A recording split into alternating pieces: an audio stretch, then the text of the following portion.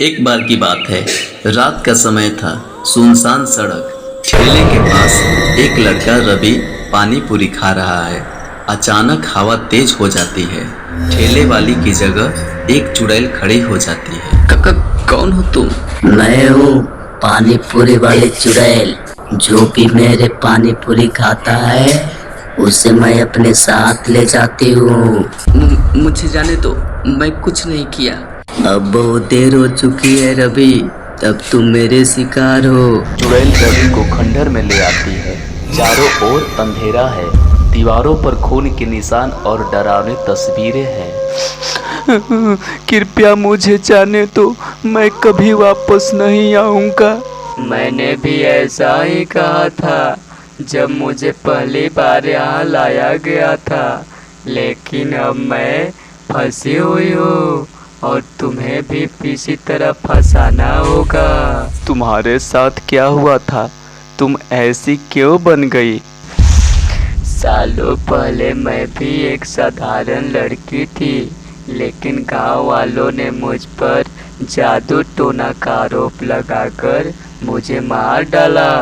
मेरी आत्मा को कभी शांति नहीं मिली और मैं इसी रूप में फंस गई। तो क्या कोई तरीका है जिससे तुम्हें मुक्ति मिल सके? हाँ, अगर कोई मेरी आत्मा को सच्चे दिल से माफ कर दे और मुझे इस दुख से आज़ादी दिलाए तो शायद मैं मुक्त हो जाऊं। रवि अपनी सारी हिम्मत जुटाकर चुड़ैल की आत्मा को माफ करता है।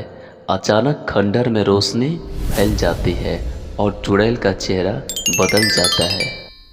मैं तुम्हें माफ करता हूँ। तुम जहाँ भी जाओ शांति पाओ। धन्यवाद रवि, तुमने मुझे आजादी दी। अब तुम जा सकते हो। तुम्हारा दिल सच्चा है। चुड़ैल की आत्मा रोशनी में विलीन हो जाती है और रवि खंडहर से बाहर निकल आता है। मैंने उसे मुक्ति दिलाई, अब कोई और दर्द से नहीं गुजरेगा। रवि खंडहर से बाहर आकर घर की ओर चलने लगता है। रास्ते में वह बार बार पीछे मुड़कर देखता है, जैसे किसी को अलविदा कह रहा हो। मुझे यकीन नहीं हो रहा है कि मैंने ये सब झेला, पर खुशी है कि अब वह चुड़ैल मुक्त हो गई होगी। वह अपने घर पहुंचता है। घर के बाहर उसके दोस्त और परिवार वाले चिंतित खड़े होते हैं। तुम ठीक हो बेटा? तुम कहाँ थे? माँ, मैं ठीक हूँ। एक लंबी कहानी है, लेकिन अब सब ठीक है। अगली सुबह रवि अपने दोस्तों के साथ उसी सड़क पर आता है जहाँ उसने पहली बार पानी पूरी खाई थी। ठेला फिर से वहाँ खड़ा है, लेकिन इस बार एक नई आदमी पानी पूरी बेच रहा है। रवि, फिर से पानी पूरी खाने का मन कर रहा है। नहीं, अब मुझे पानी पूरी से डर नहीं लगता। मैंने डर का सामना किया है और उसे हराया है।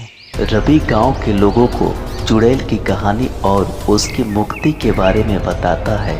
लोग उसे ध्यान से सुनते हैं और उसके साहस की प्रशंसा करते हैं।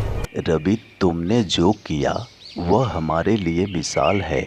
हम तुम्हारे साहस और दया के लिए गर्व महसूस करते हैं। धन्यवाद, लेकिन यह सब मेरी माँ की दुआओं और आपके विश्वास की नतीजा है। गांव में एक मंदिर का निर्माण किया जाता है जहां लोग प्रार्थना करने आते हैं। मंदिर के बाहर एक शिलालेख लगाया जाता है जिसमें चुड़ैल की कहानी और उसकी मुक्ति का वर्णन लिखा होता है। हे देवी, हमें सदैव सत्य और न्याय के मार्ग पर चलने की शक्ति देना, जैसे कि रवि ने हमें दिखाया है। रवि मंदिर के बाहर खड़ा होकर यह सब देखता है और उसके चेहरे पर संतोष की मुस्कान होती है। रवि एक सपने में चुड़ैल को देखता है। वह एक सुंदर शांतिपूर्ण जगह पर है जहां उसकी आत्मा को शांति मिल गई। धन्यवाद रवि, तुम्हारे कारण मुझे मुक्ति मिली। अब मैं शांति से जा रही हूँ। चुड़ैल की आत्मा धीरे धीरे स्वर्ग की ओर बढ़ती है और रवि की आंखों में खुशी के आंसू होते हैं।